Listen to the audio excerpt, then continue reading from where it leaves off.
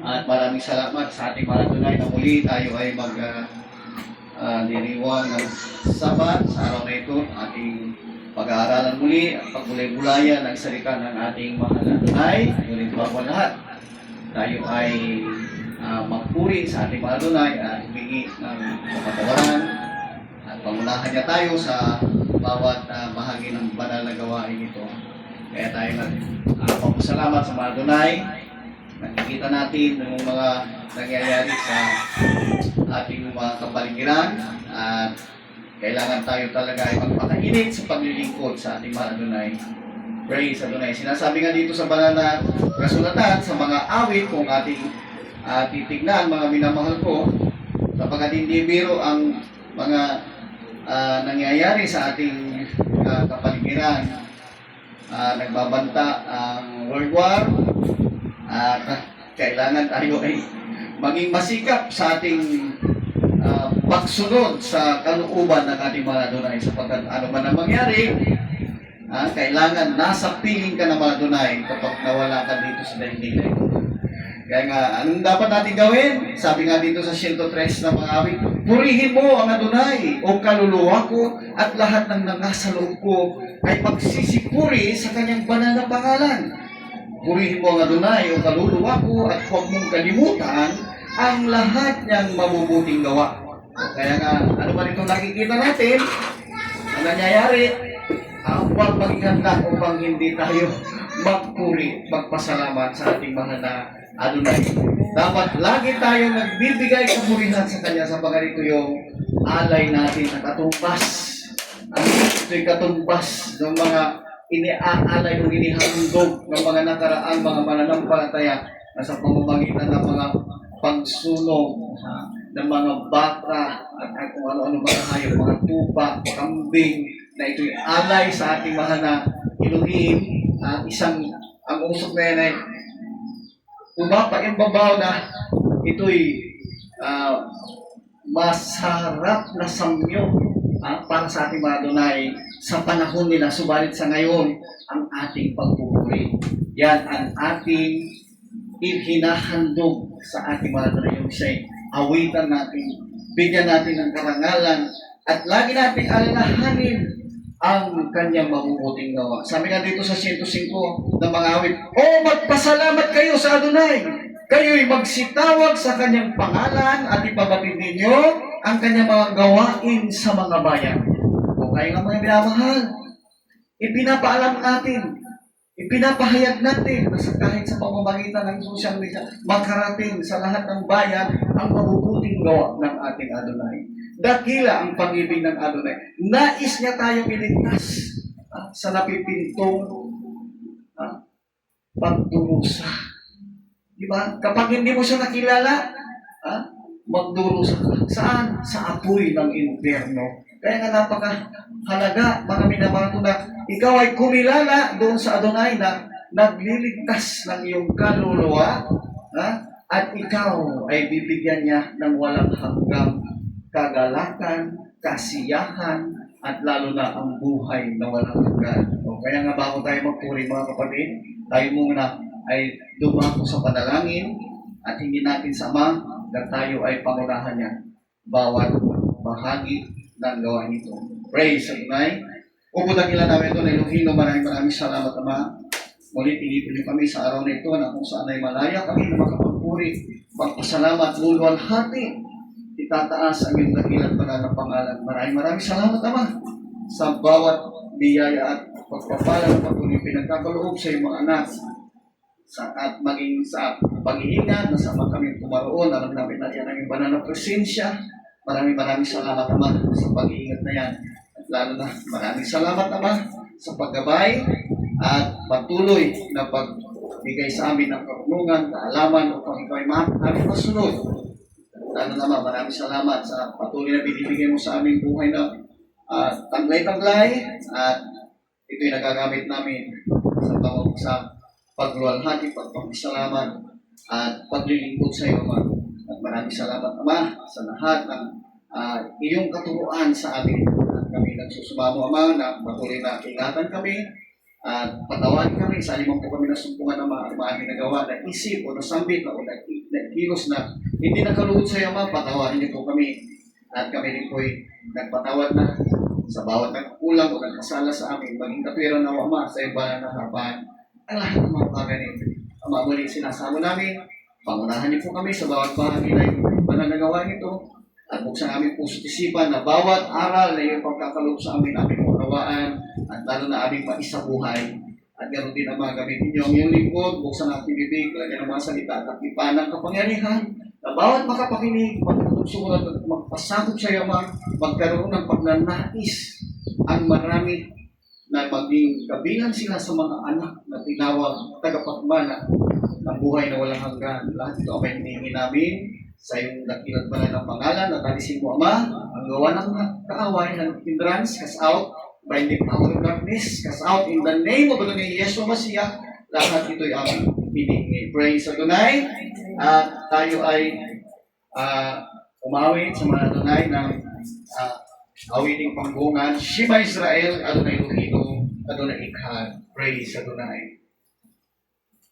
Oh, hallelujah.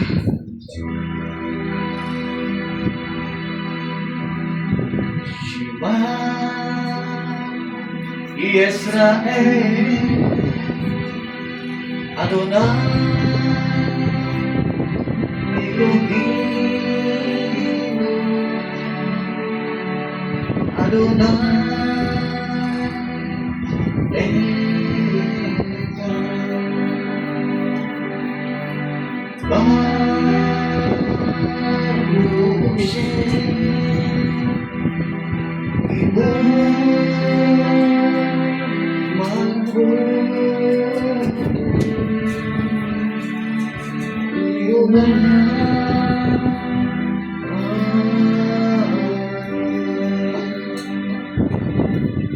Shema Israel, Adonai Elohim, Adonai Echad, Baruch Shem Kibot, Magputol, Limulam, by Hero Israel, the Adonai, our Elohim, the Adonai is one, blessed be His glorious name in His kingdom, forever and ever. Hallelujah, hallelujah, hallelujah, praise Adonai. Tunay nga, napaka-buti ng ating mga Adonai, kung kaya't ating ipinapaalam at pinapahayag sa lahat ng may pakinig ang kanyang banal na pangalan. Praise Adonai.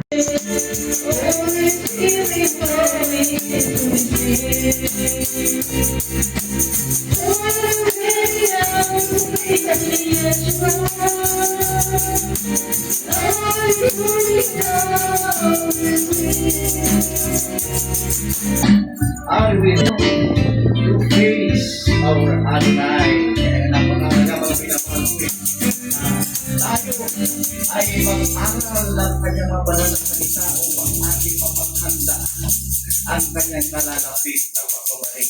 Kaya kung sa mga kapatid, mga kamag-anak, kaibigan, mga kakilala na hindi pa nakahanda para sa nalalapit ng pagbabalik ng ating mahal na Adonai, ay hinihikayan namin kayo. Makinig kayong mainam sa salita ng ating mahal na Adonai upang tayo ay maging handa sa kanyang pagbabalik, ay tayo ay maging masaya, galak na sasalubong sa kanya. Di ba, praise Adonai? Kung hindi ka handa at ayaw mong maparusahan, paano ka? Paano ka haharap sa kanya? Kailangan tayo ay maging malinaw ang ating pang-unawa sa mga nangyayari, mga kapatid. Kaya nga, sinasabi natin lagi, ang ating mga Adonai, ang ating kailangan sapagkat sa Kanya lamang, tayo makakaasa ng buhay na walang hanggan. Hindi mo makukuha sa iba. Ang bagay na ipagkakaloob sa iyo ng ating mahal na Adonai ay hindi rin kayang bayaran ng salapi. Doon sa mga kababayan natin na tunay nga na nagsusumikap para sila ay magkamit ng karangyaan, lalo na ang kayamanan, mas unahin natin ang ating kaligtasan kung paanong tayo ay pinangakuan ng ating mahal na Adonai ng buhay na walang hanggan. Pagsikapan natin na makamtan yun. At ito sa pamamagitan ng pagsunod, pagtalima sa nais ng ating Adonai. Ayaw niya tayong mapahamak, mga minamahal. Mahal tayo ng ating mahal na Adonai. Kaya nga, di ba sinabi niya, for Elohim, so that the word that He gave His only begotten Son, that whosoever believeth on Him. Yan. Kailangan natin sumampalataya maniwala. Whosoever believeth on Him should not perish, but have everlasting life. Mayroon palang tatanggapin everlasting life. Kaya nga mga kapatid, huwag nating hayaan na lumipas o lumampas ang pagkakataon para sa atin na ating makamit o makaligtas dyan sa ipinangako ng ating mga buhay na walang hanggan. Kailangan makamtan natin yan, mga minamahal. At ito'y mangyayari lamang kung susundin mo ang mga aral, utos at palatuntunan ng ating Adonai. Di ba? Alam niyo mga kapatid, tunay nga na narito na ang delikadong panahon na sinasabi. Nasa end time na tayo. Yung iba walang takot na pumatay. Yung iba walang takot lumabag sa utos ng ating Adonai. Kaya nga tayong nakakilala sa Kanya, kinakailangan tayo magsumikap, magbago ng daan o ng pananaw sa ating buhay. Alam niyo, kung titingnan mo yung mga balita sa dyaryo, sa television, maging sa internet, ay nakakatakot na mga minamahal. Kung wala sa iyo ang ating Adonai, tunay nga na hindi mo lubos na maisip ang ang ginagawa na karumal-dumal ng mga tao.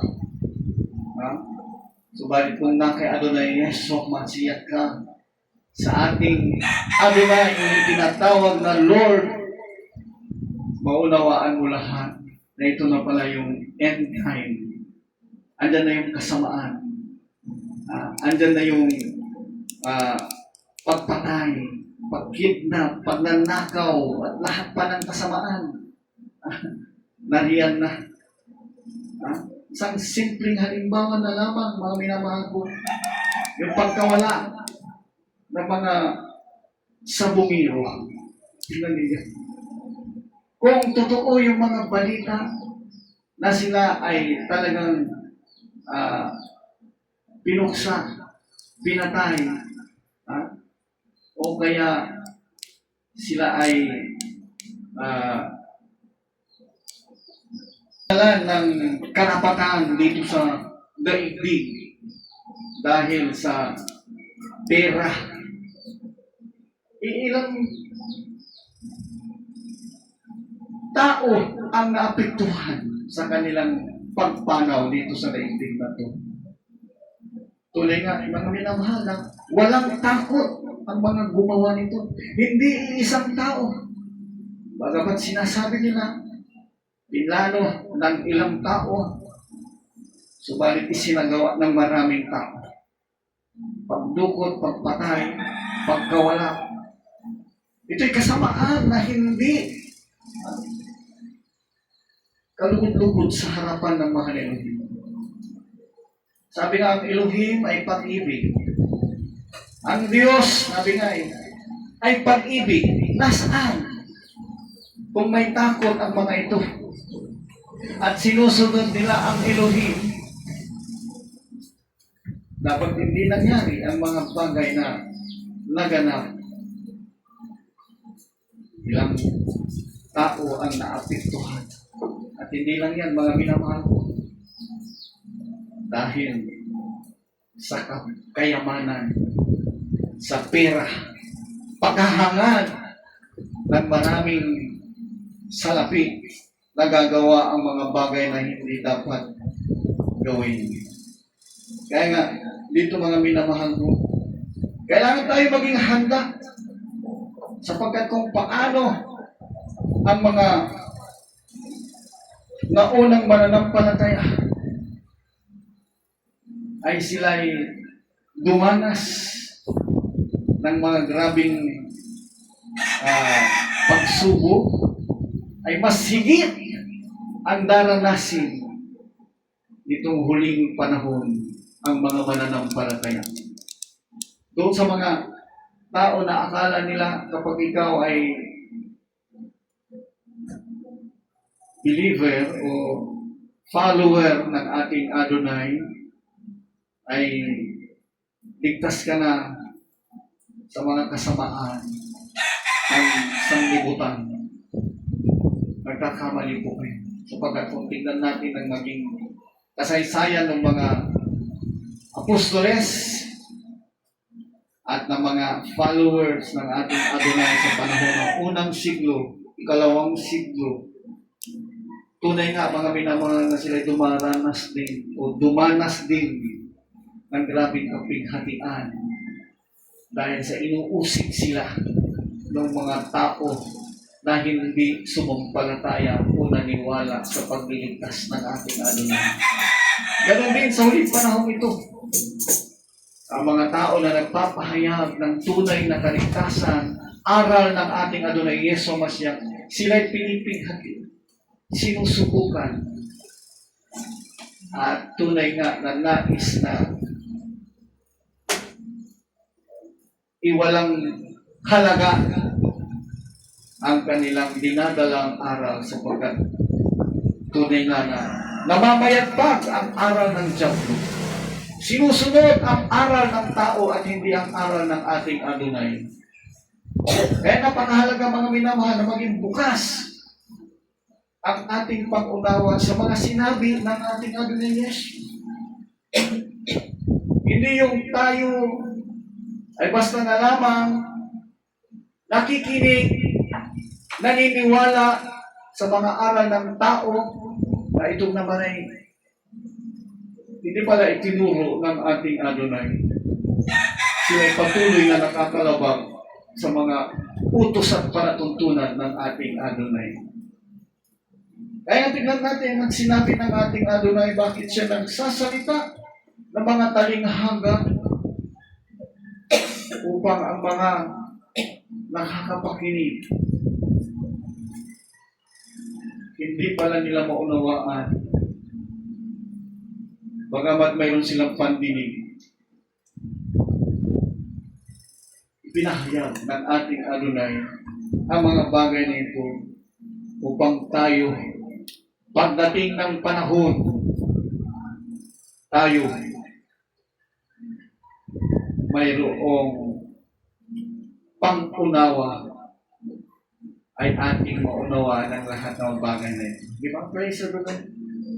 Sabi nga, Matthew 13, verse 13 din, hanggang 14. Sabi niya, therefore, speak I to them in parables, because they see not and hearing, sabi niya, because they see not, and hearing, they hear not, neither do they understand. And in them is fulfilled the prophecy of Isaiah, which saith, by hearing you shall hear, and shall not understand, and seeing you shall see, and shall not perceive. Hallelujah. Mga bagay, mga minamahal ko, na hindi pala tayo at makakaunawa ng mga bagay na ito kung wala ang guidance o pangunguna ng ating Adonai sa atin. Diba? Kaya lagi natin hinihingi, pangunahan mo kami, mahal na Adonai, sa bawat aral na iyong ipagkakaloob upang ating maunawa ng mga bagay na ito. Pakibasa na sila sa Tagalog. Kaya't sila'y pinagsasalitaan ko sa mga talinghaga, sapagkat nagsisitingin ay hindi sila nangakakita, nangakikinig ay hindi sila nangakakarinig, hindi sila nangakakaunawa. Yan. At natupad sa kanila ang hula ni Isaias na sinasabi, sa pakikinig ay iyong maririnig, at sa anumang paraay hindi ninyo mga pag-uunawa, at sa pagtingin ay inyong makikita, at sa anumang paraay hindi ninyo mamamalas. Yan. Mga minamahal ko, napakahalaga na ating maunawaan yung mga aral ng ating Adonai. Sapagat marami, noon pa man, marami ang nakikinig, pero hindi nila napag-uunawa ang nais ng ating mahal na Adonai. Mayroong silang mata, nababasa nila, pero para bang hindi nila nakita. Hindi nila maunawaan ang mga bagay-bagay na nangyayari. Kaya kung titignan mo ang nagaganap sa ating kapaligiran, bakit nagkakaroon ng matitinding bagyo? Bakit nagkakaroon matinding baha, lindol, at kung ano-ano pa mang kalamidad? Nakikita na ng tao, subalit hindi nila mapag-unawa. Ang ating mahal na Elohim is nagpapaalaala, nalalapit na siyang dumating, at kailangan nating magbago. Ano ang nakikita ng mga tao na kita ng mga bagay na ito? Ang kanilang sinasabi, climate change. Sapagkat tunay nga na umiinit na ang ating daigdig.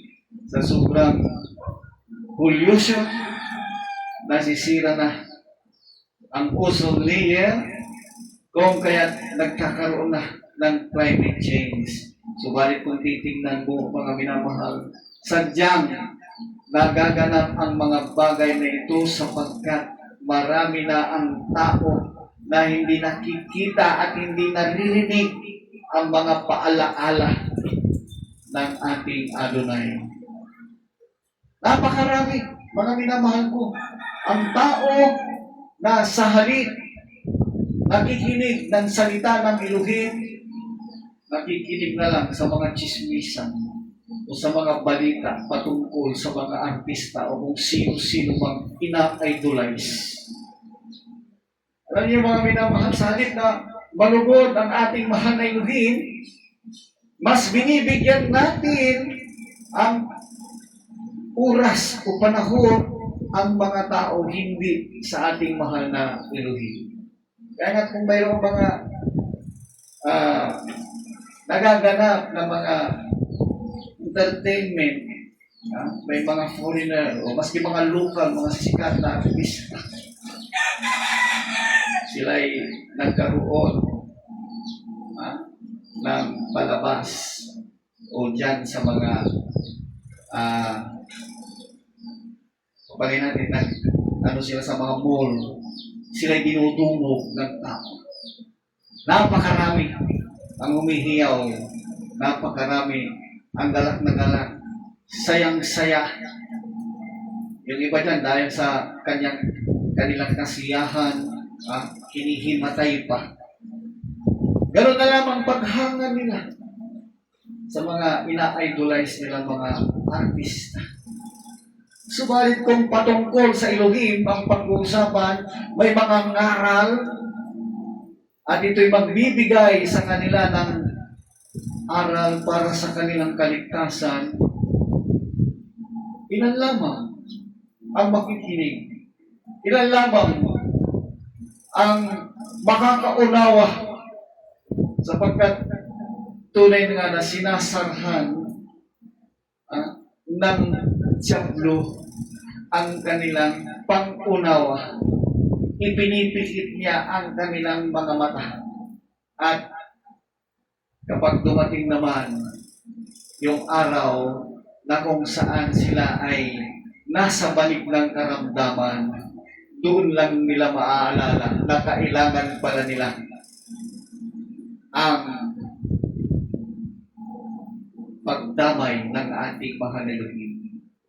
Kaya nga, ang tao, kadalasan niya, pag may problema na doon siya matututo panalangin, lumapit at magmakaawa sa Elohim. Samantalang pag malakas pa siya, inuuna ang pangsanglibutan ng kasiyahan. Yan ang nagaganap. Aminin at sa hindi, mga minamahal ko, ang kaaway o yung diablo ay kumikilos na mainam upang ang tao ay maipahamak niya. Yan ang misyon ng kaaway o ng diablo, ang ipahamak ang tao.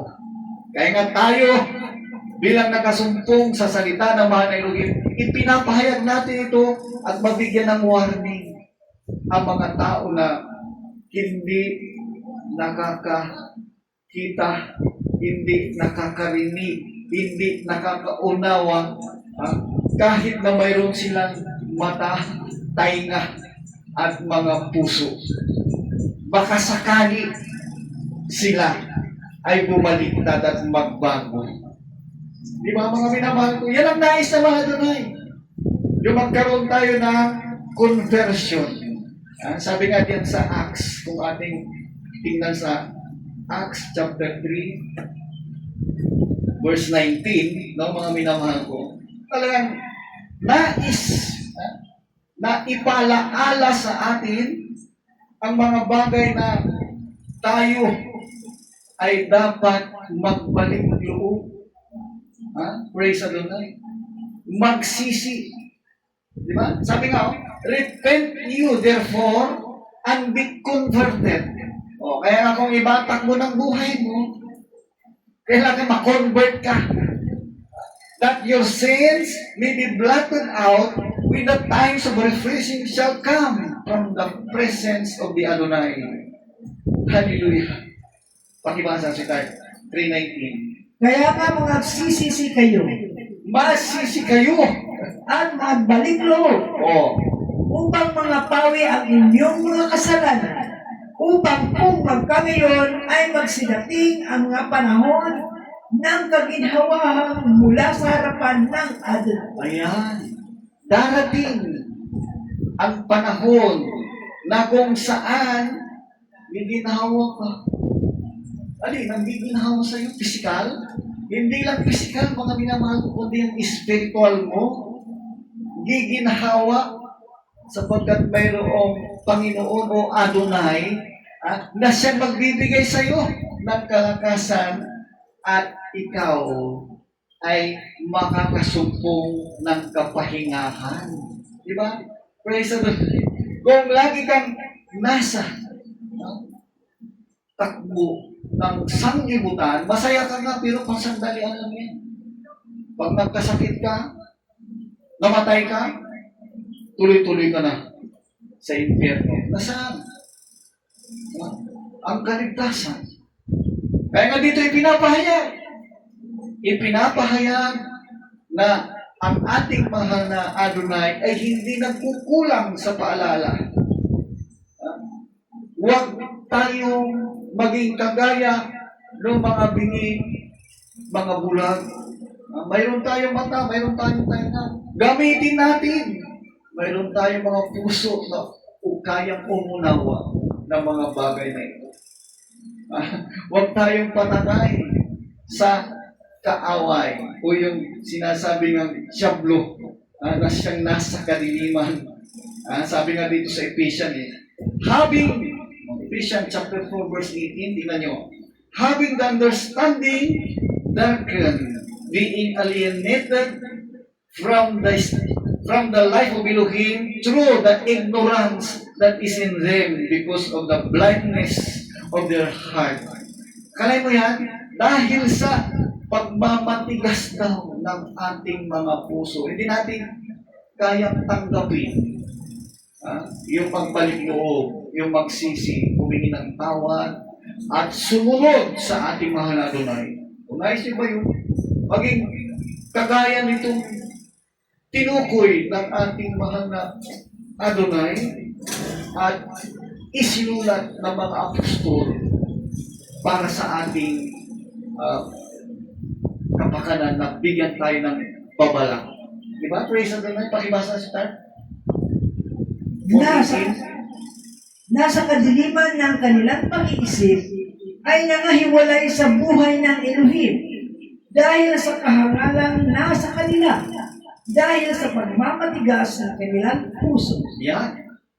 Kaya nga kapag humiwalay ka sa mahal na Elohim, sabi, hindi mo sinusunod ang nais ng Elohim.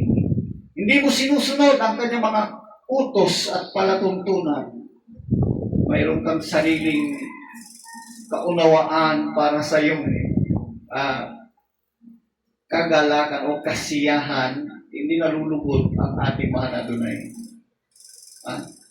Ikaw daw ay nagmamatigas sa iyong puso. Alam niyo, si Paraon, kung kaya't siya ay inabot ng 10 salot, Paraon ng Egypt sa panahon ni Moises, dahil sa katigasan ng kanyang puso. Inausap na siya, palayain ang mga Israelita sapagkat sila ay paglilingkod sa Elohim. Sabi ni Moises, matigas ang puso ni Paraon. Ang nakakalungkot, mga minamahal, dahil sa katigasan ng puso ni Paraon, at nagsabi kay Moises, sino ba ang iyong Adonai o Elohim na dapat ko rin kilalanin? Sabi niya kay Moises. Para tinuyan niya ang Elohim ng Israel. Kaya nga tayo, mga minamahal ko, magkaroon ng babala, huwag tayong bumaya kay Faraon. Bakit? Sapagkat sa pagsasalita ni Faraon, na para bang tinutuya niya ang Elohim ng Israel, pinatigas lalo ng Elohim ang kanyang puso. Kaya once na ang isang mananampalataya, binahaginan mo ng aral, utos at palatuntunan na galing sa Israel, at para bang tutuyain mo ngayon, hindi mo paniniwalaan, patitigasin lalo ng Elohim ang iyong puso. Mananatili ka dyan sa kinalalagyan mo. Ganon ang nangyayari, mga minamahal ko. Kaya pakaingatan natin sa ating mga naririnig. Dapat pag-aralan natin. Sa ating mga nakikita at nababasa, unawain natin. Sapagkat mahirap, mga minamahal. Once ang pang-unawa mo, lumihis doon sa nais ng mahal na Adonai. Kaya nga, alam niyo, pinahintulutan ng ating mahal na Adonai na mangyari ang mga bagay nito sapagkat ang tao nakikita niya. Kung tunay siyang nagsasaliksik, ipagkakaloob niya sa kanyang katotohanan. Subalit kung ikaw ay para bang observer lamang, nakikinig ka at pinipintasan mo ang napapakinggan mo, ay para kang magiging si Paraon. Ikakapahamak mo. Yan ang nakakalungkot, mga minamahal. Once sa pinatigas ang iyong puso, hindi mo na mauunawaan ang lahat ng mga bagay nito. Subalit kung ikaw ay mayroong spirito na tinawag na humble, teachable spirit ang kailangan natin. Kung mayroong kang espiritu na handang tumanggap, handang sumunod, handang magbago at magbalik loob sa mahal na Elohim, ipagkakaloob sa iyo ng mahal na Elohim ang kaunawaan. Kaya na yung mga talinghaga na ibinibigay ng mahal na Elohim is magiging maliwanag sa iyo. At ito'y maibabahagi mo once na tinanggap mo ang kaunawaan o kapaliwanagan ng mga talinghaga ipinagkaloob ng ating mahal na Adonai. Sapagkat hindi na sasarhan o hindi kakayaning sarhan sa iyo ng kaaway ang mga mensahe ng ating Adonai. Ito'y darating sa iyong maliwanag. Diba? Praise the Lord. Palakpakan ka natin. Palakpakan natin. Hallelujah. Tunay ka na napakabuti ng ating mga Adonai. Sapagkat tunay nga na ang Diablo kumikilos kapag ikaw ay nasamahan na Adonai. Wala siyang magagawa sa iyo. Subalit, doon sa mga tao, kaya nga sila binibigyan ng paalaala ng ating Adonai sa pamamagitan ng ating pagpapahayag. Kailangan malinaw sa atin ang mga bagay nito.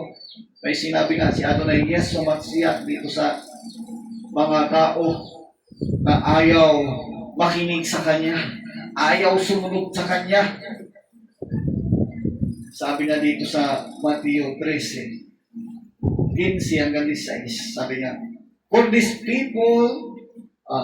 people's heart is wax gross, and their ears are dull of hearing, and their eyes they have closed, lest at any time they should see with their eyes, and hear with their ears, and should understand with their heart, and should be converted, and I should heal them. Palay mo yan. Once na ikaw pala ay mabago, magbalik loob, kikilos ang ating Adonai sa buhay mo. Diba? But, sabi dito, blessed are your eyes, for they see, and your ears, for they hear. Hallelujah. Kaya nga mapapalad yung mga tao na naging mapagpakumbaba, naging masunurin, maunawain, at nagpapaturo. Diba? Praise the Lord. Kapag tinuruan ka, pag-aralan mo, tama ba ito? Hindi yung kukontrahin. O kaya nga maraming napapahamak, kumukontra doon sa turo at aral ng ating Adonai. Ang sinusunod nila, ang kanilang mga leader or pastors, evangelists, o kung sino-sino ang mga teachers na magagaling magsalita, sila'y bibigyan ng mga aral na kanilang kumbaga, pasayahin lamang sila, i-comfort lamang sila, pero yung tunay na aral, hindi nila nakakamtan. Di ba? Praise the Lord. Basa. Sapagkat pumapalang puso ng bayan ito, Yan. at mahirap na mga karinig ang kanilang mga tenga, at kanilang ipinikit ang kanilang mga mata. Baka sila ay mga kakita ng kanilang mga mata, at mga karinig ng kanilang mga tenga, at mga kaunawa ng kanilang puso, at muling mga balik loob, at sila'y aking pagagalingin, sabi ng ating Adonai. Datapwat, mapala ang inyong mga mata, sapagkat nangakakakita, at ang inyong mga tenga, sapagkat nangakakarinig. Ayan. Doon sa mga nakikita na nila itong mga tandang ito, itong mga aral na ito, naririnig na nila, nababago ang kanilang puso. Mapapalag daw kayo. Subalit kabaliktaran. Itong mga isinara ng kaaway ang kanilang tainga. Kumapal na ang kanilang puso. Ibig sabihin ni parang si Paraon, tumas ang kanyang puso kung kaya ano man ang nangyayari sa kanyang bayan, inabot siya ng ilang salot, ayaw pa rin payagan si Moises na isama ang buong bayan ng Israel patungo sa lupain ipinangako ng Elohim sa kanila. Ayaw ni Paraon hanggang sa dumating yung pang-sampung salot sa kanya. At anong nangyari doon sa pang-sampung salot? Namatay ang mga panganay at pati panganay ni Paraon namatay. Nakakalungkot mga binamahal. Kapag tumigas ang iyong puso, hindi mo susundin ang utos ng ating Adonai, mabigat ang kaparusahan sa iyo.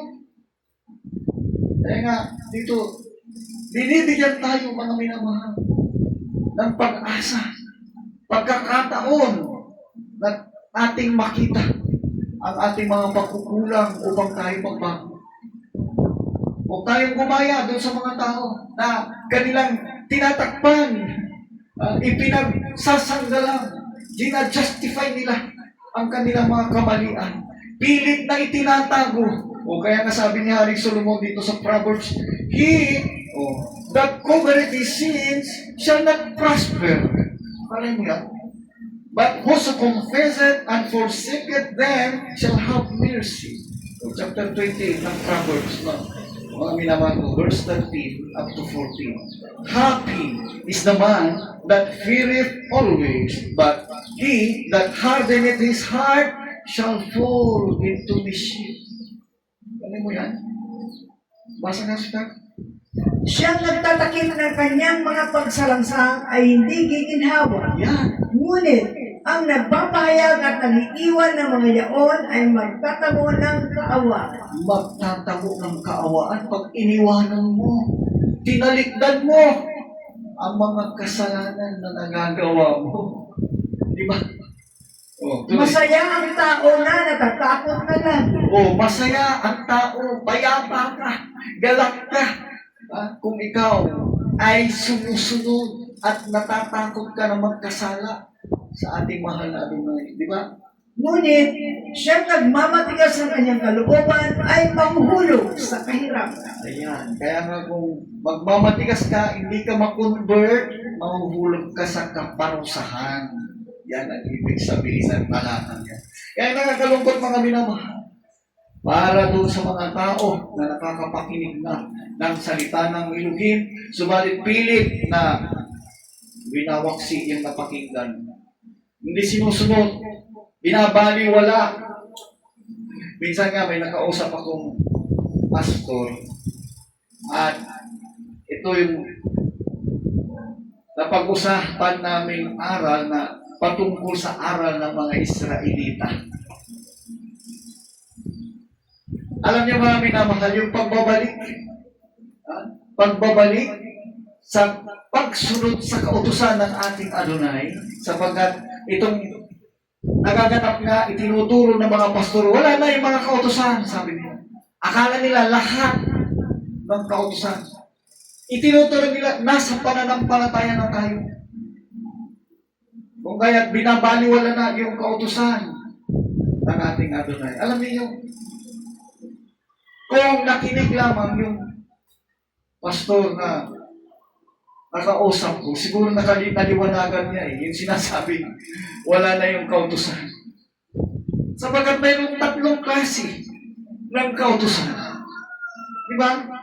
Mosaic law, moral law, faith law. Ano bang kautusan yung sinasabing wala na? Sabi ng pastor, ay, di ka may lakad pa ako. Ayaw niyang pakinggan.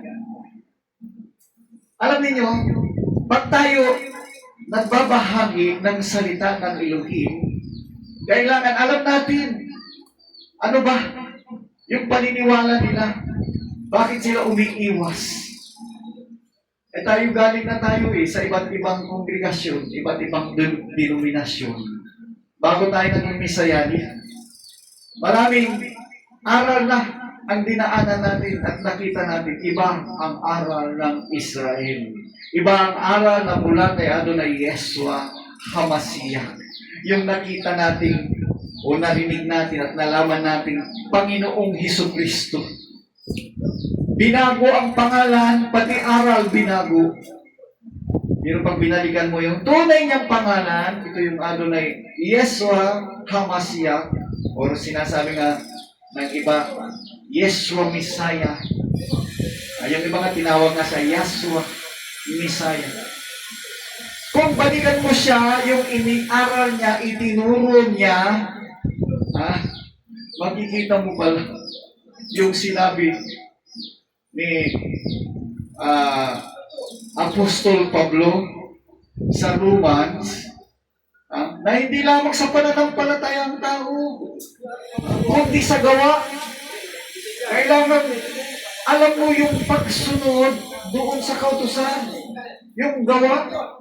Hindi lamang yung pananampalataya, nananampalataya ako, naniniwala ako. Hindi lamang yun. Andun dapat yung paggawa. Paano mo gagawin kung hindi mo alam yung kautusan? Kaya dapat alam natin, mga minamahal ko, huwag maging sarado ang ating kaisipan. Kaya nga yan, sumampalataya ka na ang Elohim ay hindi nagbabago noon, ngayon at magpakailanman. Siya'y nagbigay ng utos. Ano ba yung utos niya? Mayroong 10 utos. Ito yung moral law na walang pagbabago. Yung Mosaic law, yan yung marami ang nawala dahil sa dugo ni Hamasiya nung mabuhos, nawala ng bisa yung Mosaic law, karamihan doon. Pero mayroon pa rin nanatili doon. Gaya ng, huwag kang kakain ng dugo. Nanatili yun, mga minamahal ko. Patungkol sa pagkain ng dugo na sinasabi ng ating mahal na doon, ito ay buhay, kaya huwag niyong kakainin. Ayun, nasa Mosaic mo yun, pero nanatili yun. Wala sa 10 Commandments yun, mga minamahal ko. Pero itong 10 Commandments, sabi nga ni Santiago, iningatan mo ang kautusan. Yung tinutukoy niya dyan, yung 10 Commandments, pag binasa niyo yung James, subalit natisod ka sa isa, nagkasala ka sa lahat. O paano yan, mga minamahal ko? Maraming natisod doon sa pagsamba sa mga Diyos-Diyusan. Maraming natisod doon sa pagtitipon, araw ng Sabat, ika-7 araw. Maraming natisod sa pagbinago ni Emperor Constantine through 321 AD, nag-impose ng batas na yung unang araw ng Sanlinggo is gagawing pagsamba sa Diyos. Natisod sila. Bali, tingnan mo, balikan mo ang mga Israelita, ika-7 araw. Ito yung tumapad sa Saturday. Hindi matanggap ng karamihang mananampalataya. So nalalabag nila ang ika-4 na utos. Anong sabi ni Apostol Pablo? Kailangan hindi lamang sa pananampalataya, kundi maging sa gawa. Isasagawa natin ang pagsunod sa ating mahal na Tuhan. Hindi lamang doon sa naniniwala tayo, subalit hindi natin gagawin ang pagsunod sa kautusan. Kaya nga, maliwanag ang sinabi ni Apostol Pablo, kung titignan natin dito sa Romans, chapter 3, kung ating titignan mga minamahal, wawalan ba natin ng halaga? Sabi niya, ang kautusan, diba? Sabi nga, do we then make void? Chapter 3, verse 31. Do we then make void the law through faith? Elohim forbid. Yeah, we establish the law. Kaya maliwanag mga minamahal. Hindi tinuro niya Apostol Pablo na dahil ba sa iyong pananampalataya, wala ka nang gawa. Hindi mo nasusundin ang utos. Mali po yun, mga minamahal ko.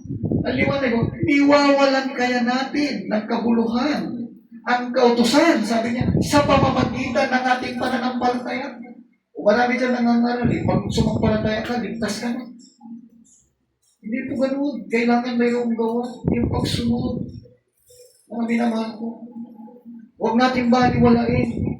May mga nagtuturo ka na dahil sa pananampalataya mo, mayroon ka ng pag-asa sa kaligtasan. Mayroong talata na sinabi ni Apostol Pablo na wag nawang mangyari, sabi niya. Wag sanang maging ganoon ang ating kaisipan. Sapagkat si Adonai Yeso mismo ang nagbigay ng halimbawa sa atin na dapat nating sundin. Hindi nawala sa Kanya ang pagsunod sa Kanyang Ama. Di ba, Ganon din ang nais niya sa atin. Susunod tayo sa ating Ama. Hindi doon sa mga pastor, mga evangelist, mga kapalian na nangangaral at binawalang bahala ang mga Israelita na nagtuturo ng mga bagay na ito. Nakakalungkot, mga minamahal. Basa na sila. 3:31 na sabi niya, niwawalan kaya natin ng kabuluhan ang kautusan sa pamamagitan ng pananampalataya. 3:31 ng Romans, no? Huwag nawang mangyari, sabi niya Apostol Pablo, kundi pinagtitibay pa nga natin ang kautusan. Pinagtitibay. Hindi na binala ng halaga, mga minamahal ko. Kaya kung mayroon kang sinusunod, law of faith, nandyan pa rin yung moral law, yung 10 commandments. Kaya pag may nagtuturo dyan, nawala na yung 10 commandments, mga kababayan ko, mga kapatid, mag-ingat kayo. Sapagkat doon ay nga na ang Diablo, pilit kayong padadapain na nakawin ang inyong kaligtasan. Ayaw na kayong makabalik sa ating mahal na Adonai. Gusto niya kayong ilayo. Kaya nga, dito, maraming, kumbaga, nasasaktan kapag ipinapahayag natin yung 10 commandments. Bakit? Eh, sapagkat milyon-milyon, ang mga namatay na sila ay naniwala sa turo ng Romans. Alam niyo, kung babalikan mo ang history, mga Romans nga ang nag-utos na ipapako ang ating Adonai. Diba? Pinayagan nila kung ano ang sinabi ng kaparian. Ipako sa krus, sabi ng mga kaparian, mga Israelita na hindi naniwala kay Adonai Jesus. Mga Romano, yung Romans, pumayag, sige, ipako sa krus. Kaya nga dito, ating unawain mainam mga minamahal. Mayroon tayong pakinig, mayroon tayong mata. Dapat nakikita natin, naunawaan natin upang tayo ay magkaroon ng katiyakan sa ating kaligtasan. Diba? Praise the Lord. Kaya nga dito sinasabi na, kung ating nakikita ang mga bagay na ginawa na mga kontra sa ating mahal na Adonai, no? Huwag nating katakutan sapagkat sabi nga, tayo din ay kanilang tutulisay kapag ipinapayag natin ang katotohanan nito. Kabaligtaran, mga minamahal ko, yung nandyan sa sumusunod at naniniwala sa mga aral na binago na ng tao. Walang tutulig sa kanila. Tayo'y nagpapaala-ala lamang. Baka sakali, sabi nga, na ang mga taong ito'y mabago pa. Sapagkat yan ang nais ng ating mga Adonai, ang lahat ay maligtas sa pamamagitan ng pagkaalam ng katotohanan. Kaya nga sabi nga, sa John 13, no? Verse 17, if you know these things, sabi niya, happy are you if you do them. Verily, verse 20, verily, verily, I say unto you, he that receiveth whomsoever I send, receive me, sabi ng ating Adonai. And he that receiveth me, receive him that sent me. Praise the Lord. Oh, Kung nalalaman ninyo ang mga bagay na ito, kayo ay mapapalad kung inyong mga gawin. yan. Katotohanan sinasabi ko sa inyo. ang tumatanggap na sa sino man sinusugo ko ay ako ang tinatanggap. At ang tumanggap sa akin ay tinatanggap ang nagsugo sa akin. Ang Praise God. tumatanggap sa akin, sabi Yes, niya, amen. yung aral na ipinahayag ng ating Adonai na dinadala ng kanyang mga sinugo kapag tinanggap mo, sabi niya, ang tumatanggap sa akin ay tinatanggap ang nagsugo sa akin. O kaya maliwanag yan, mga minamahal. Kapag ibinabalik natin yung aral ng ating Adonai, ikaw pala, isa sa mga sinugo ng ating Adonai. Pero kung ang ipinapangaral mo hindi ipinahayag o ipinangaral ni Adonai Yeso Masya, hindi ikaw yung sinugo. Hindi mo tinatanggap si Adonai at hindi mo rin tinanggap o tanggapin yung nagsugo kay Adonai. Maka dito, kailangan tayo mga minamahal ko ay marunong umunawa ng mga bagay na dapat natin sundin. Huwag tayong maniniwala basta-basta na lamang doon sa mga aral na hindi itinuro ng ating Adonai, kundi ito'y binago ng mga tao na nangangaral. Diba? Gaya niyan. Napakahalaga. Yung patungkol doon sa pangalan. O, ito mga nagbago ng aral ni Adonai Yeso Masya, nanatili sila doon sa translation name.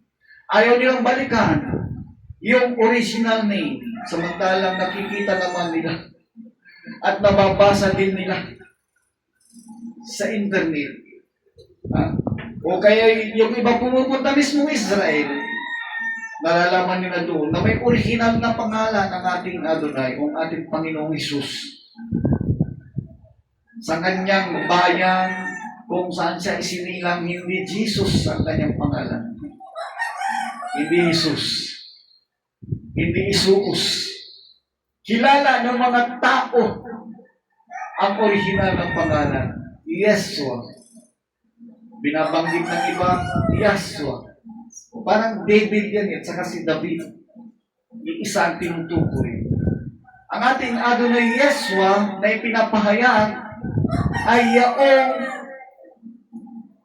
sinugo ng Elohim,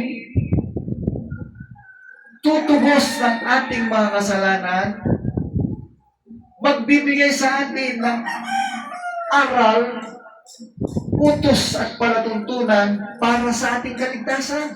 Mga minamahal, hindi para sa ikakapahamak, subalit binago ng tao ang kanyang aral. At napakarami ang naging tagasunod. Ang pagbabalik o pagkilala doon sa orihinal ng pangalan ng ating Adonai is napakahalaga sapagkat ito'y tinalakay din ng ating Adonai.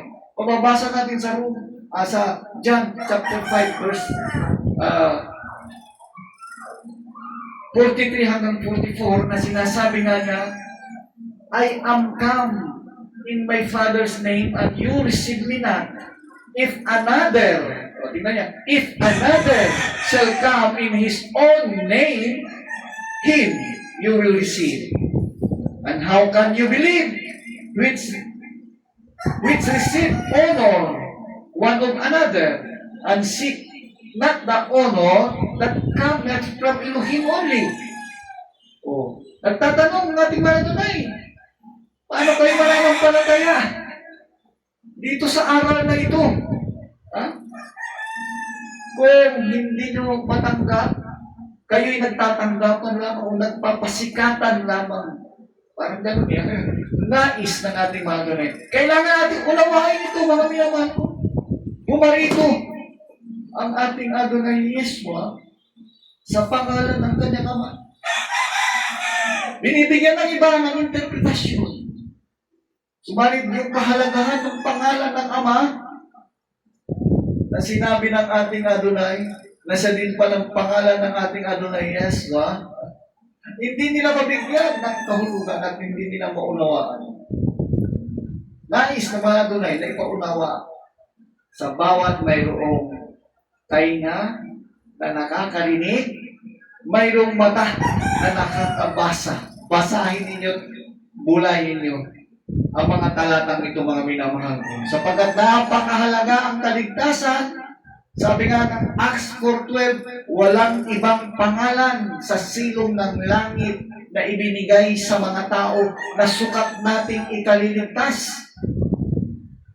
Eh kung yung pangalan ng Ama pala ibinigay dun sa anak, ay bakit hindi natin matanggap? Kaya nga dito, mga minamahal ko, magkaroon tayo ng pang-unawa. Babasa nga sulat. Naparito ako, sabi niya. Naparito ako sa pangalan ng aking Ama, at ayaw ninyo akong tanggapin. Kung iba ang pumarito sa kanyang sariling pangalan, Sariling pangalan, o gumawa ka ng sarili mong pangalan. ay siya ninyong tatanggapin. Iyon ang tatanggapin nila. Pero yung pangalan ng Ama na ibinigay doon sa anak, hindi nila matanggap. Ako at ang Ama ay iisa, sabi ng ating Adonai Yeshua. Hindi nila matanggap. O, Paano kayo ay makapananampalataya? paano yung maniniwalaan? Kayong nangagtatanggapan sa isa't isa ng kalwalatian at hindi ninyo pinaghahanap ang kalwalatian ng gagaling sa tanging Elohim. Ayan. Kayo. Sino tinutukoy ng ating mahal na Adonai? Yung mga nakikinig doon sa kanyang pangangaral. Kayo. Hindi nyo matatanggap. Sapagkat ang natatanggap nyo, o tinatanggap ninyo, yung kayong malwalhati sa inyong mga sarili. Kilalanin, ibig sabihin, nagpapataasan ng ego, nagpapagalingan, subalit ang kalwalhatian ng Elohim, hindi pala nila maitaas. Ganyan ang nangyayari. Kaya kung tingnan mo ang panahon natin, nasa huling panahon na tayo, na maraming mga relisyon, maraming mga sikta at dominasyon na nagsulputan, nagpapagalingan. Hindi yan ang goal ng ating mga Adonai. Ang purpose ng pagparito ng ating mga Adonai, tayo iligtas, hindi magpagalingan. Mga minamahal. Kaya nga, huwag mong sabihin na dahil sa marami ang miyembro mo, ikaw ay magaling. Dahil sa marami ang natutunan ng mga miyembro mo, paglusot doon kontra sa aral ng mga Israelitas, kinukontra. Ikaw na magaling, marami kang miyembro. Nakakalungkot yan, mga minamahal. Ang dapat pinapasalamatan, itinataas, pinaparangalan yung Elohim ng Israel. At ito'y sa pamamagitan sa pagkakilala kay Adonai Yeshua HaMashiach. Kapag siyang pinapahayag mo, siyang itinataas mo, siyang niluluwalhati mo, ang amang Elohim, ang ama ni Adonai Yeshua, ang Elohim ng lahat, siya ang itinataas at niluluwalhati mo. Hindi ka nagpapagaling ng iyong sarili. Siya ang tinataas lamang. Wala nang iba. Kaya mga kababayan, tayo bilang mga hintil na nakatanggap ng aral na ito, hindi natin ipinagdadamot sapagkat nais na mga Elohim, ulitin ko, lahat ay maligtas, magkamit ng buhay na walang hanggan, kapiling ng ating Adonai Jesus. Yan ang nais ng ating mga Adonai Elohim. Sa pamamagitan ng pagkaalam ng katotohanan. Kapag hindi mo nalaman ang katotohanan ito, maski anong dami ninyong membro o kaanib, ang dami niyong aral na pinag-aralan, subalit kontra sa mga Israelitas, hindi niyo kayang sundin ang utos ng ating Adonai sapagkat aral na ng tao ang sinusunod niyo. Lumipas na daw yan. Lumagtipan. Kapag ganun ang nasusunod, kakalungkot yan, mga minamahal. Hindi magagalak ang ating Adonai ipinahayag na ni Apostol Pablo. Wawalang halaga ba natin ang kautusan dahil sa ating pananampalataya, sabi niya. Huwag sanang mangyari, kundi pinagtitibay pa natin ito. Bakit? May talata na isinulat si Apostol Pablo. Romans 3:31. Kaya nga mga minamahal ko, pag-isipan natin. Huwag tayong padala doon sa mga masasarap mangaral. Magagaling magturo. Maraming project. Maraming tinutulungan. Subalit nililigaw pala ang marami. Kaya tingnan natin yung mga nangangaral. Binabaliwan na nila, sinasampabi nila ang mga Israelitas. Siya nga yung pinili, bayan ng Elohim, ang aral sa kanila. Kailangan manatili kapag sila humiwalay, pinaparusahan ng Elohim. Tapos, ikaw na isasanib sa kanila, magmamalaki ka. O, tingnan yung nangyari. Ang bagay dahil sa kanya. Di ba, praise sa tunay? O, basa nga, sweetheart. Yamang nalalaman na ang pagsubok sa inyong pananampalataya ay gumagawa ng pagtitiis. Yan, sinusubukan ka, matuto ka magtiis. O, At inyong pabayaan na ang pagtitiis ay magkaroon ng sakdal na gawa yan. upang kayo'y maging sakdal at ganap na walang anuman kakulangan. Walang anumang kakulangan. Kung perpekto ang tao sa pagtitiis. Hindi reklamo na reklamo, ibig sabihin. Sakdal sa iyong pagtitiis. Hindi ka naninisi. Yung iba, sinisisi, bakit pa ako naging bisayari? Namamalo ang Diyos. Alam mo yan, ang Elohim talagang pumapalo, ulitin ko, sapagkat nais niya tayong ituwid. Mahal niya tayo. Kung tayo nga mga magulang pag nagkukulang o nagkakamali yung ating mga anak, pinapalo natin. Bakit? Para sila matuto na maging matuwid. Kapag in-spoiled mo yan, hindi mo pinalo, lumaki, sumama ikaw, ang susuntukin, sisipain, papaluin ng anak mo. O baliktad. Kaya nga tinuturuan natin gumawa ng maayos, makatwiran ang mga anak. O ganun din, ang ama, pinapalo tayo kapag tayo nakakagawa ng hindi tama. Di ba? Maging matuwid ang bawat isa. Yan ang nais ng ating mga tunay.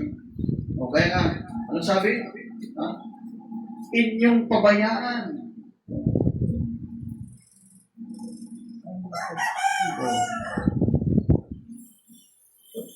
Huwag daw natin pabayaan ang magkaroon ng mga bagay na ito. Diba? Kaya yung mga pagsubok na yan, sabi nga, ito'y hindi nakakapagtaka kapag tayo sinusubukan na mahigpit sapagkat mayroon palang darating na sinasabing kalwalhatian na labis na ikagagalak. Di ba? Praise the Lord. Kapag sinasaktan ka, tinutuwid ka, mayroon palang darating sa'yo. Kapag ikaw ay nagbago, naging matuwid, darating sa'yo na ito'y labis na magiging kagalakan mo. O basa, sabi nga dyan sa 1 Peter 4:12 hanggang 13, Beloved, sabi niya, think it not strange concerning the fiery trials which is to try you, as though some strange thing happen unto you. But rejoice. Ano ba yan? Rejoice. Sa kabila na ikaw tumatanggap ng mga grabing pagsubok. Magsaya ka daw. Magalak ka. Rejoice inasmuch as you are partakers of Hamasiah's suffering. That when His glory shall be revealed, you may be glad also with exceeding joy. Ha? With exceeding joy. Sabi mo yan? Ha? Malabis na kagalakan. O, basa nga tayo. Mga minamahal, huwag kayong magtaka tungkol sa mahigpit na pagsubok sa inyo. Oh, Na hallelujah. dumarapin sa inyo upang kayo'y sumugin. Nawaring ang nangyayari sa inyo hindi karaniwang bagay.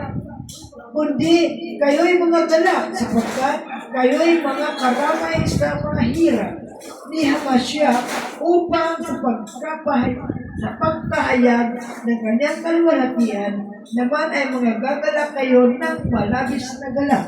Magagalak kayo ng malabis na galak. Ano yung malabis? Sobrang kagalakan. Ang ibig sabihin ng pakayanan, magtiis tayo. Tiisin ninyo ang lahat ng mga pagsubok na yan. Kaya nga yung mga kababayan natin, inabot ng baha, inabot ng sunog, bagyo, nasirang mga tahanan. Kung kayo naglilingkod sa mahal na Elohim, magalak pa rin kayo. Magpatuloy kayo sa paglilingkod. Huwag maging dahilan yan upang kayo ay lumayo doon sa mga tao na mga sinisiraan ng kapwa niya. Ha?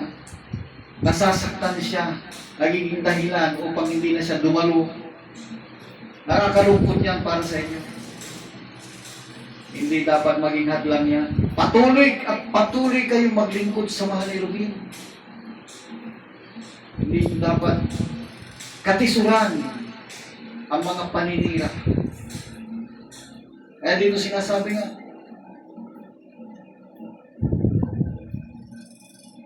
upang ang pagsubok sa inyong pananampalataya na lalong mahalaga kaysa ito na nasisira, bagamat ito'y sinusubok sa pamamagitan ng apoy, ay masumpungan sa ikapupuri at ikaluluwalhati at ikararangal sa pagpapakahayag ni Adonai Yesu Hamasih. Darating pala yung pagpapakahayag ng ating Adonai na yung mga nagtiis, yung mga nahirapan, subalit nalampasan nilang hirap dahil sa kanilang pananampalataya sa mahal na Adonai. Mayroon palang grabing kagalakan ang inyong kahihinatnan pagdating ng araw na yun. Kaya nga, dito tiisin natin mga minamahal. Kayo'y mga galak sapagkat kayo ngay mga karamay sa hirap ni Hamasya upang sa kanyang pagkapahayag o pagkahayag, sabi nga,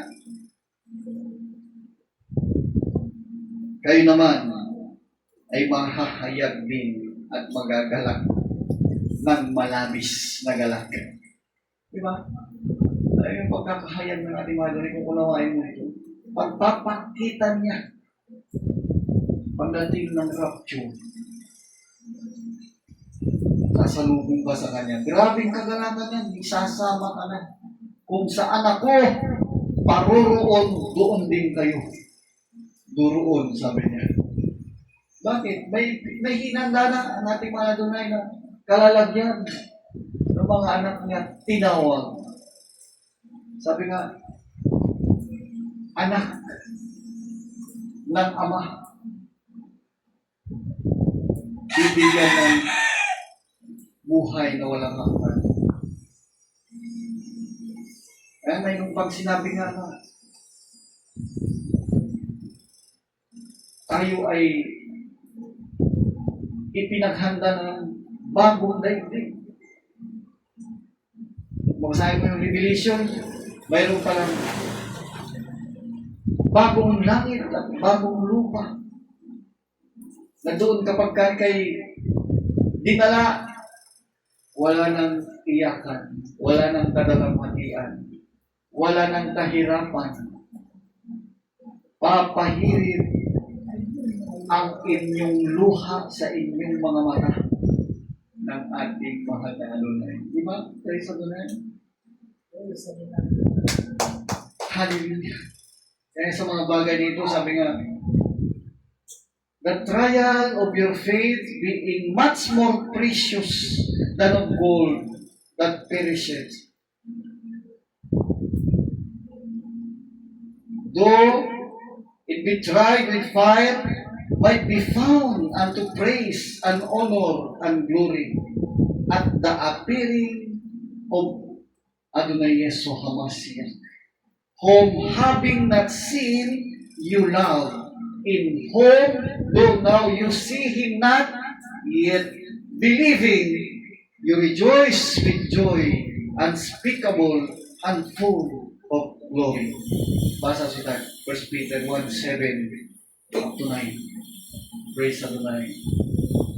Upang ang pagsubok sa inyong pananampalataya na lalong mahalaga kaysa ginto na nasisira, bagamat ito'y sinusubok sa pamamagitan ng apoy, ay masumpungan sa ikapupuri at ikaluluwalhati at ikararangal sa pagpapakahayag ni Hamashiach, na hindi ninyo nakita ay inyong iniibig, na bagaman ngayon ay hindi ninyo siya nakikita, gayon ba'y inyong sinasampalatayanan, na kayo'y nangangagalak sa totoo na may galak na di masayon at puspos ng kaluwalhatian, na inyong tinatanggap ang layunin ng inyong pananampalataya, ang pagpaligtas ng inyong mga kaluluwa. Hallelujah!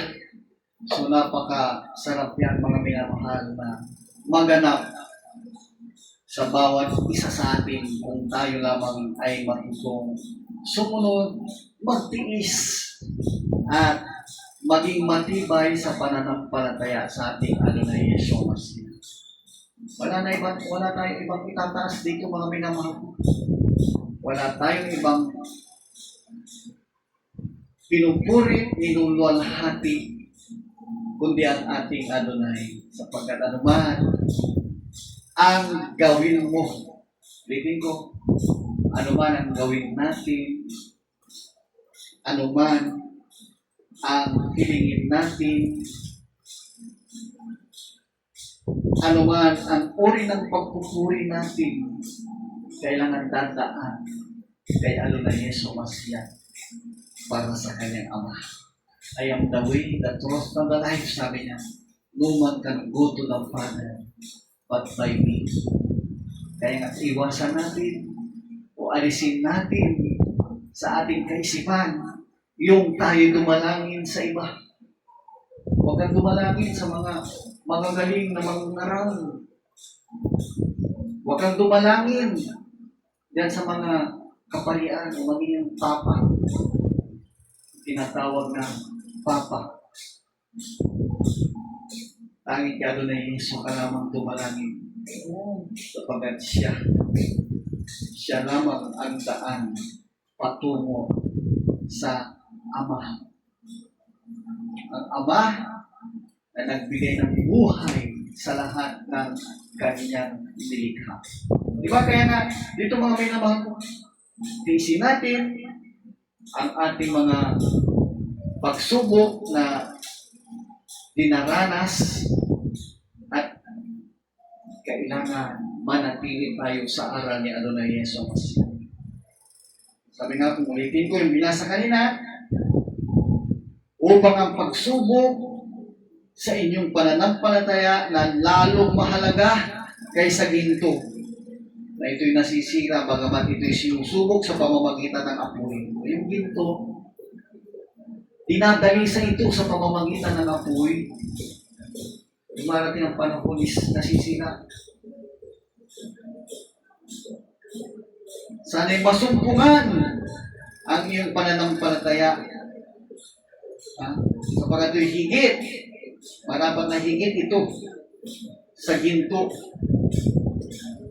Ito'y dapat ikapupuri at ikalululhati at ikararangal ng ating Adonai Yeso Masya sa kanyang pagbabalik. Ang pagkahayag, sabi nga.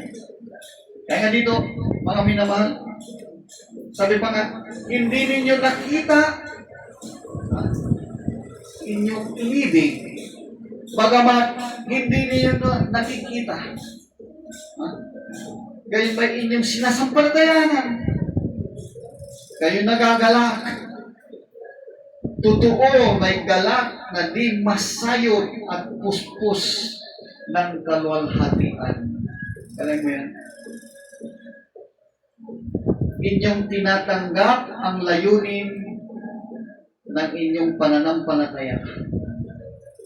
Sampalatayanan natin, mga minamahal. Tanggapin natin ang mga pangako na ito. Sapagkat ito ang pagkaligtas ng ating mga kaluluwa. Kung naunawaan natin, purihin natin ang ating mga kaluluwa. Ang lahat ng kapulihan, kapasalamatan, kaluwalhatian, tanging sa kanya naman. Maraming salamat sa ating mga tunay, sa Ebanghelyo ito, na patuloy nagbibigay ng kalakasan sa bawat isa sa atin. Glory to Him. Praise the Lord. At tayo magtatapos sa isang panalangin na may pananampalataya, sapagat tunay nga na ang ating Adonai hindi nalulugod sa mga taong walang pananampalataya. Kaya bawat isa sa atin, sa ating panalangin, sumampalataya tayo na may magagawa ang mga na Adonai. Ano ba ang hihingi niyo sa akin? Sabi niya, yaon ang aking gagawin. Kaya sandali ito, balangin tayo. Pupunta nila namin doon na ikutin, hindi po tayo ng Yesu Masya. Kami nagpupuri, nagpapasalamat sa iyo, Ma, sa ibang higit namin natanggap sa araw na ito. Patuloy namin hinihingi sa iyo, Ma. Tabayan kami, pagbabayan kami, ingatan kami, at patuloy na bigisin ng iyong laking pag-ibig ng bawat isa sa amin. Alisin ninyo, Ama, ang mga pag-alilangan. Alisin ninyo, Ama, ang kakulangan ng pananampalataya. Balitan ninyo, Ama, ng tunay, matibay, matatag na pananampalataya. Ingatan niyo ang bawat isa sa amin hanggang sa muling pagbabalik, Ama. Ganun din pinadalangin namin ang may mga karamdaman. Ano ba ang klaseng karamdaman? Leukemia, TB, diabetes, ulcer, cancer, high blood, lahat ng mga uri ng mga karamdaman na yan, mga bukol, mga sugat na hindi gumagaling, lahat ng sakit sa internal at external, ang mga nakapakinig, sumampalataya sa sandaling ito, Ama. Hipuin mo, abutin mo na makapangyarihan kamay mo, Ama. In the name of the Lord Jesus Masya, pagalingin mo, Ama. Tinatalahin namin ang bawat problema na nangangailangan ng tulong mula sa iyo, lalo na sa mga anak buhay. Pagpalain po, Ama. Tugunin mo, Ama, at sagutin ang mga pangangailangan na yan. Ganun din naman, dinadalangin din namin. Bawat mamayan na nahihirapan, balit mayroong pananampalataya sa iyo, mga dinadalangin namin. Makapakinig, mapanood, mga ngaral nito at magkaroon sila ng pananampalataya. At ganun din naman, dinadalangin din namin ang bansang Pilipinas. Patuloy na ingatan ang bansa. Ibangon sa kahirapan ang mga biktima at kalamidad. Pagpalain ang mga leader ng ating bansa na namumulot na sila maging matuwid sa ilang harapan. Ganun din naman, dinadalangin namin ang mga nagbibigay ng kaloob sa ibang gawain. Ibuso sa kanilang pagpapalang walang sapat na sila nagkalalagyan ayon sa sinabi, ayon sa nasulat sa balakay. Buksan mo ang bintana ng langit at ibubuso ang pagpapalang walang sapat na sila nagkalalagyan. Ganun din naman, dinadalangin namin mga bansa na kung saan ay patuloy na tumadalangin sa iyo, humihingi ng kapayapaan, patuloy na pagkaloob ng Ama. Yung ceasefire na sinasabi, patigmaan ng Iran at ng Israel ay maganap at matigil na ang away na yan, magkaroon ng kapayapaan kapag ang mga nahirapang sibilyan para inosente sa kaguluhan na yan. Pagpalay mo lahat ng mga tao umaasa sa iyo in the name of the Lord Jesus Mashiach. Lahat ito aming praise Adonai, hanggang dito na lamang at mahal namin kayong minitigil. Mahal tayo lang ating Adonai in the name of the Lord Jesus Mashiach. Hanggang sa muli, mga minamahal ko, praise Adonai, tayo rin ulit mag-ulit salamat sa mga Adonai.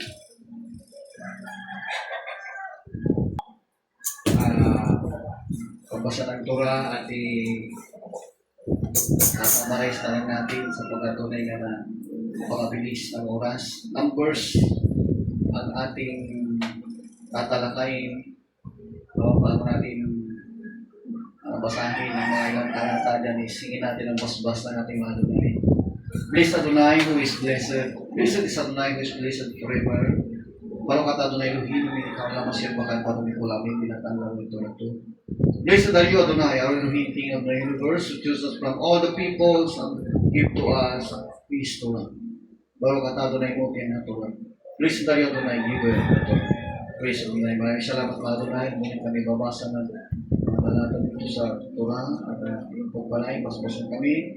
Pagsanahin ito sa isipan at ang aming maunawaan ng bagay na dapat namin unawain at aming iwasan ang bawat dapat iwasan at sundin ang mga bagay na dapat na sundin at pagpalain po kami mga in the name of Jesus at lahat ay aming kinihingi.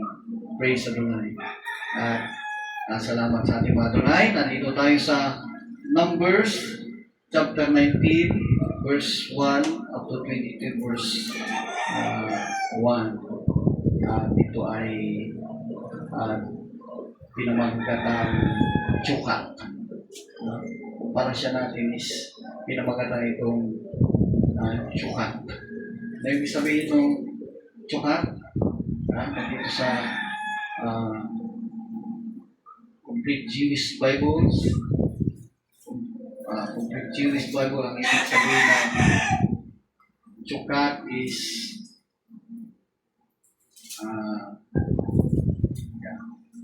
based sa nila, wala yung tanda dito. Regulation. Yan.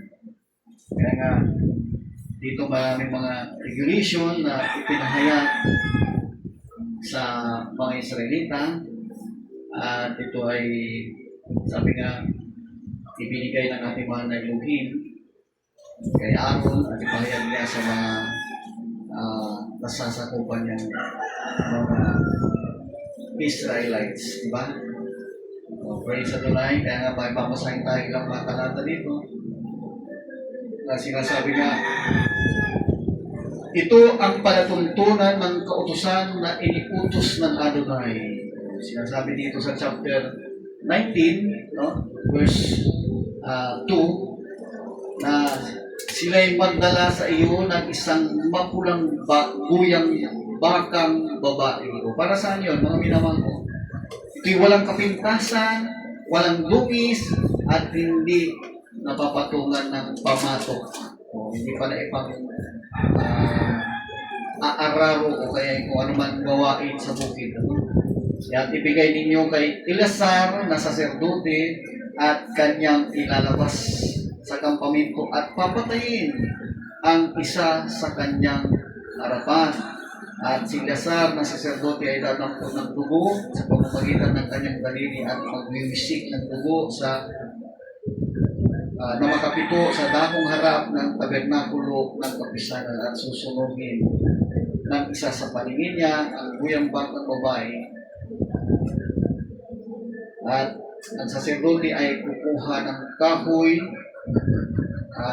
ng sidro na isuko at ng kulay grana at ihahagis sa gitna ng pinagsunugan sa guyang baka. So makikita natin mga minamahal na tunay mayroong ginagawa silang uh, kumbaga alay para ito sa panghugas ng kasalanan, no? Karumihan o sila'y naging marumi. Yung abo nito sapagkat ay susunugin at yung abo nito lalagay sa tubig at ipanghuhugas sa mga sinasabing nagkasala o narumihan. At kapag ikaw ay, sabi nga, pupulutin ng isang taong malinis ang mga abo ng buyang bakang babae at ilalagay sa labas ng paminto sa isang taong malinis at ingatan o sa kapisanan ng mga anak ni Israel na pinakatubig para sa karumihan, handog dahil sa kasalanan. Yan. So yung abo na yan, lalagay sa tubig yan, at pag ang tao nakagawa ng kasalanan at naging marumi, huhugasan siya. Maliligo siya ng tubig na galing doon na may abo ng baka. At ito ay magiging malinis siya. Sabi nga, ang gayong ay maglilinis sa pamamagitan ng tubig sa ikatlong araw at sa ikapitong araw ay magiging malinis. Ngunit kung siya hindi maglinis sa ikatlong araw ay hindi nga siya magiging malinis sa ikapitong araw. At doon sa mga nakahipo ng patay o ng bangkay ng taong patay, hindi maglinis ay ihahawa ang tabernakulo ng Adonai at ang taong yaon ay ihiwalay sa Israel sapagkat ang tubig para sa karamihan ay hindi ibinisik sa kanya. Siya'y magiging marumi. Ang kanyang karamihan ay sumasa kanya pa. So, ito yung mga palatuntunan sa kanila na patungkol sa paglilinis na may ginamit ng bakang mapula, yung abono ang makakatulong para ay kung taong may nagawang ikarurumi niya gaya ng makahawak na sa patay, nakakain ng mga bagay na ipinagbawal, o kaya yung maupuhan mo lang, yung inupuhan ng isang may dalaw ng monthly period, sabi nga. Yun ay magiging marumi, hindi ka pwedeng pumasok sa kampamento. Hindi ka pwedeng sumumba doon sa dakong banal na sinasabi hanggang ikaw ay marumi. At pag binaliwala mo, hindi ka naglinis, ilalabas ka. Para bang isasantabi ka na doon sa kanilang tabernakulo. No? Kaya mahalaga yung paglilinis doon sa panahon nila. So, ito yung isa sa mga bagay na natalakay natin kanina.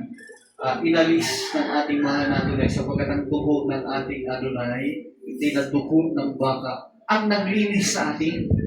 At minsan na lamang yun. At yun nakakamtan natin sa pamamagitan na pananampalataya kay Adonai Yesu Masiya at hugasan tayo ng kanyang dugo sa pamamagitan ng bautismo. Kaya pag nabautismo ka na, wala nang marumi sa harapan ng mga Adonai. Diba? Nilinis ka na. So, gaano kahalaga sa mga nagbabalik aral sa mga aral na ito para sa kanila. Nakikita natin, mga minamahal po, yung kahigpitan ng mga palatuntunan sa panahon na yun. So, sa panahon ni Moises, sa paglabas nila doon sa pagkaalipin mula sa Egypt, ay naturuan sila ng sari-saring mga aral na mula sa mga Egyptians na dapat kanilang iwaglit at sundin ang mga palatuntunan ng ating Adonai. Hindi yung mga palatuntunan ng mga umalipin sa kanila. Diba? Praise Adonai. Kaya nga, nagkaroon ng maraming palatuntunan upang makita nila ang kaibahan ng pagsunod at kilala sa mahal na Elohim bilang isang mahigpit na Elohim. Na once na hindi nila sinunod ha, may kaparusahan sa kanila. O gaya nung hindi pagtalima sa kapahingahan, araw ng Sabat, anong ginawa? Namulot ng kahoy. O, tinanong ni Moises, anong ipaparusa doon sa namulot ng kahoy? Ilabas ang paminto at batuhin hanggang sa mamatay. Ganon kahig. Praise the Lord. Dito sa chapter 21, makikita naman natin ang bagay na paglipol. Sabi nga dito, ang Israel, sabi nga dito is, nanata sa Adonai at nagsabi, kung tunay na ibibigay mo ang bayang ito sa aming kamay, ay aking lubos na gigibain ang kanilang mga bayan. Ito yung bayan ng Kananyo na kung saan is tumatahan doon ang haring si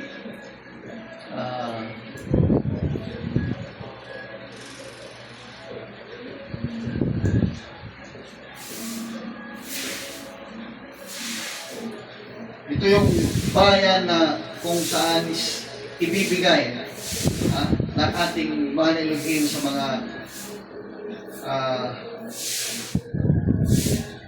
Israelita. Sabi nga, dininig ng Adonai ang tinig ng Israel at ibinigay ang Kananyo sa kanila, na kanilang lubos na nilipol sila at ang kanilang mga bayan. At ang ipinangalan sa dakong yaon ay Horma. At sila'y naglakbay mula sa bundok ng Hor na napasa daang patungo sa dagat na mapula upang lumiko sa lupain ng Edom. At ang damdamin ng bayan ay nainip dahil sa daan. So, sa halip na dumiritso na sila, umikot pa sila. No? Pag dumiritso sila kasi, mabilis na makakarating na sila doon sa lupain na binubukalan ng kulot at gatas. At sila ay pinaikot ng ating mga Elohim dahil nga sa sinabi nga yung 40 days is gagawin 40 years dahil sa karireklamo nila. No? Ang bayan ay nagsalita sa Elohim at laban kay Moises. Nagsalita laban sa Elohim at laban sa kay Moises, bakit ninyo kami pinasampang mula sa Egypto upang mamatay sa ilang sapagkat walang tinapay at walang tubig? Ang aming kaluluwa ay nasusuya na sa manang ito. Nasuya na sila, nagsawa na sila doon sa mana na ibinibigay ng ating mga Adonai sa kanila. Tuwing umaga, mamumulot sila. Ang Adonai nagsugo ng mabangis na ahas sa gitna ng bayan at kanilang kinagat ang bayan at maraming tao sa Israel ay namatay. So, kanireklamo nila, doon makikita na ang ating mahal na Elohim namamalo. Yung mga nagreklamo, nangamatay, kinagat sila ng ahas. At sila na mag-aawa. Ba't silang mamatay lahat?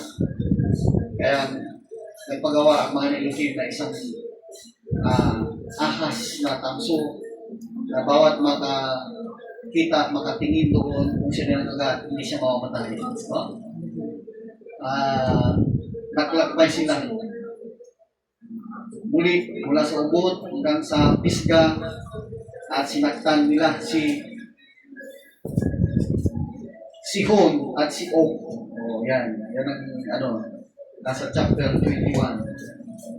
At inangkin nila ang lupain ni Sihon at ni Og dahil ito isa Moab. No?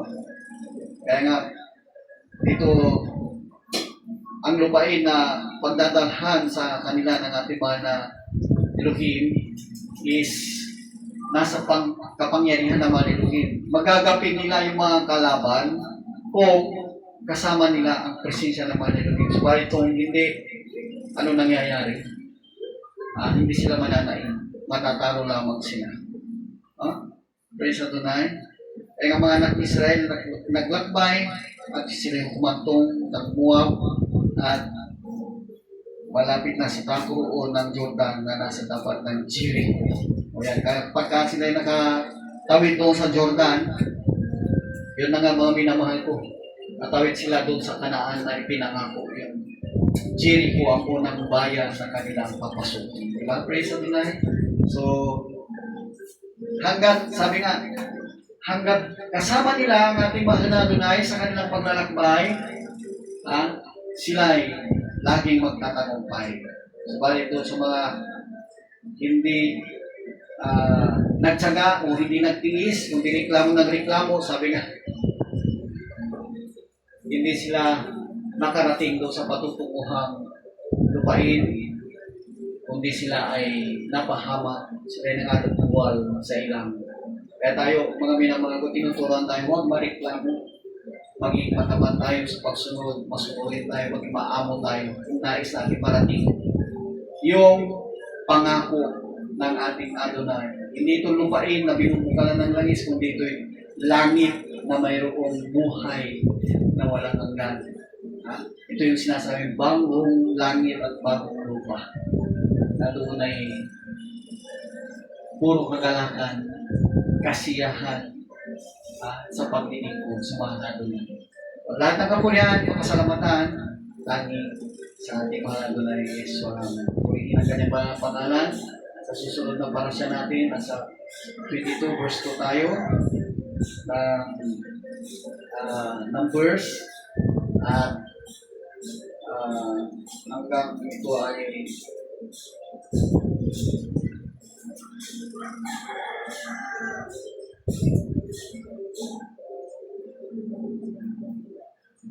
uh, 25 verse 9. Ayan ang ating parasya sa susunod na Sabat. No? Kaya lahat ng kapurihan, kapasalamatan, tanging sa ating mga Adonai Yeshua lamang. So tayo ay magtatapos sa panalangin at bago tayo tumalangin, bawit muna tayo sapagkat tunay nga na napakasarap magpulit pasalamatan ang ating mga Adonai. Walang hanggang pasasalaman, awitin natin sa panalangin namin. Patuloy pagpalain, ingatan ang bawat isa sa amin at ikaw ang mga maguna sa amin sa muling pagbabalik.